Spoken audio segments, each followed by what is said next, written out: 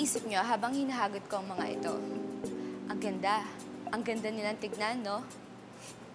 Ito ang ating mga Manfrotto 004 at 007 cinestands. Ang pagkakaiba ng 004 at 007 ay, yung 004 stands ay nasa-stack para madali siyang kunin ng sabay-sabay. Yung 004 ay para sa 300 watts hanggang 2 kilowatts. Yung 007 naman ay para sa 2 kilowatts Fresnel hanggang 5 kilowatts Fresnel. Pag naka-standby ang ating lights, kailangan maayos ang pagka-light up niya kagaya nito.